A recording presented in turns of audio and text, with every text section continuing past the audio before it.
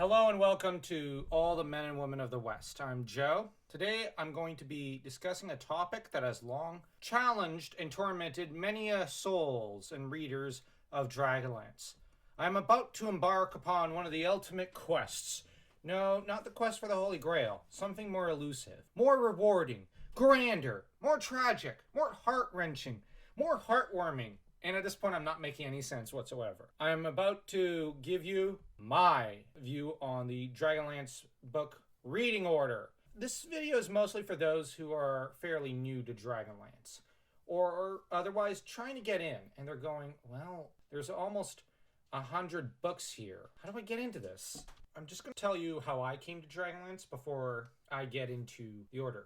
I didn't have the most traditional entry into the series. I started with Dragons at War and Dragons of Autumn Twilight in the same week. I first started on Dragons at War, but then I ended up entering into Autumn Twilight within a day or two of starting to read the other book. Then I went on to finish Dragons at War, which is an anthology book, and then made my way through Autumn Twilight and then Dragons of Winter Night. Then I read Brothers Magier, because I was completely addicted to the Magier twins. Spring Dawning, which remains one of my favorite reads of all times. Then I read The Time, War, and Test of the Twins. Then I read The Legend of HUMA, which is by far my favorite Dragonlance book and easily in my top 5 favorite fantasy books of all times. Now, it's not for everyone. It's very tropish. It's very classic fantasy, but there's a lot of Arthurian elements to it.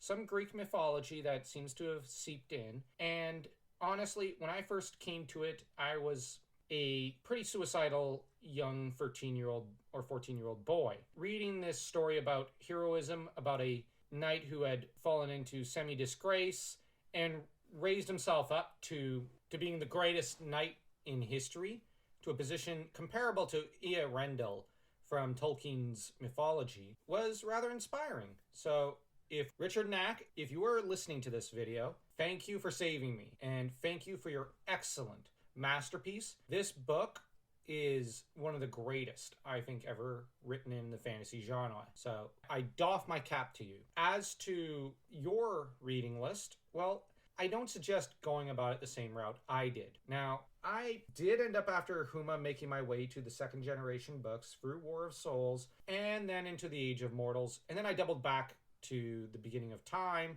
and the Kinslayer Wars, the Urgothian trilogy, and the King Priest trilogy. The Vinus Solamnus novel was not that good. That said, not every Dragonlance book is going to be a masterpiece.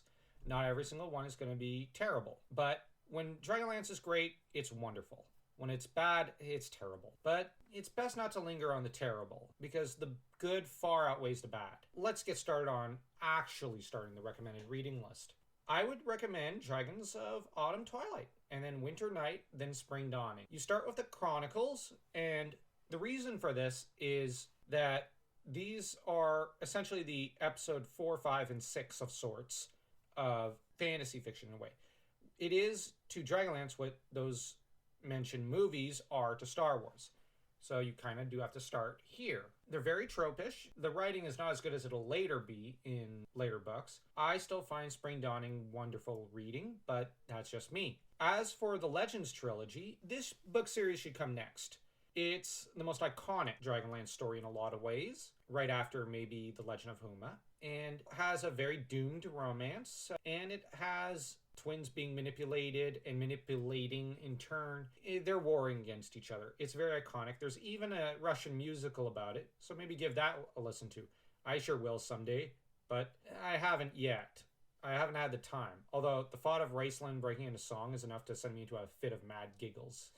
Anyways, after the Legends, I would recommend sweeping back to reading the Raceland duology and the Brothers Magier book, which form a good backstory to the Chronicles, and try reading the other novels that pertain to the other characters, such as Sturm, Tass, and Tanis and whatnot. This classic era is really where you should start. From there, I would recommend going into 2 directions. Now, if you're someone who's preferring to think about the lore and the history, you're going to want to double back, maybe to some distant era into the past, take your pick. You can start almost anywhere, and it won't be too hard to get into. Though I would recommend The Legend of HUMA, my favorite book. So I'd start there, then go even further back. In this case, probably go as far back as you could, which to an extent is almost the Irda, the Kinslayer Wars. Then you go forward, and you'll end up seeing all sorts of great adventures and trilogies, such as the Urgothian trilogy. Got Lord Soth,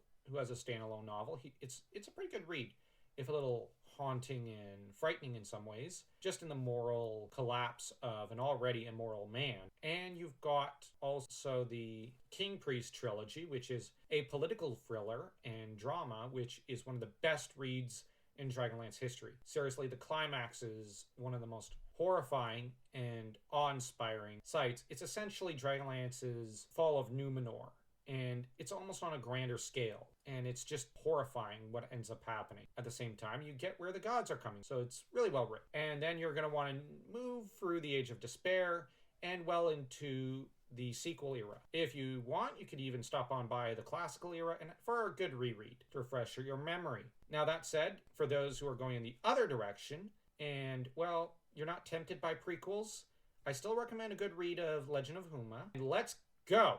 Now, you're going to need to read through the second generation books. They've got their own trilogy. Do give it a good read. I'm going to have to make a confession. I'm not the fondest of this trilogy. But if you're wanting to get into the sequel era, this is the book to go. So you give it a good thorough read, as well as a thorough read of its sequels. And then you move to The War of Souls. Not my favorite book trilogy, but the trilogy is integral to understanding the Age of Mortals.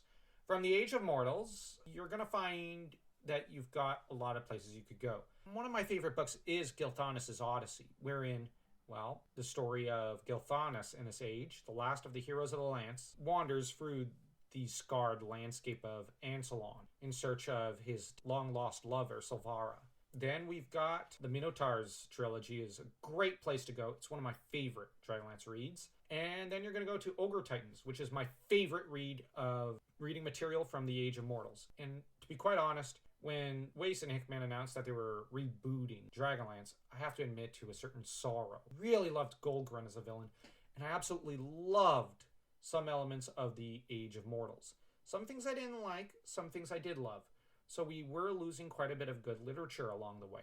But I suspect it's for a good cause, and who knows, maybe a lot of the good will be reused and a lot of the bad will be discarded, as there was some bad in Age of Mortals. I'm sure everyone's going to have something good they could read. And you know what? If you don't like Dragons of Deceit and the new timeline, well, you always have this timeline to fall back on. It doesn't remove it at all to an extent. And honestly, I'm going to keep coming back to the Ogre Titans saga and Gilthanas' Odyssey, of course. I love both, and I'm never letting go of them. But anyways, as to the next read, well, you've read through all the sequels. Well, congrats. Now it's time to move to the prequels. And if you want to stop on by the classical era on your way to the past, feel free. Now, once in the past, I recommend the same order as in the prequel recommended reading era. There's a lot in Dragonlance that you can kind of go your own route. My advice would be, after you're done reading a lot of the novels, maybe try starting over in the classical era, but this time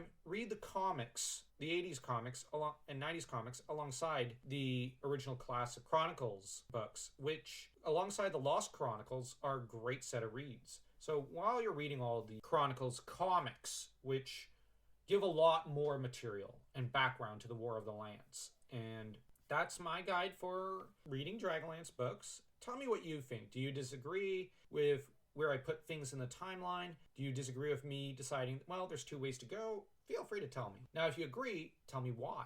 I do hope it helps more people get into Dragonlance.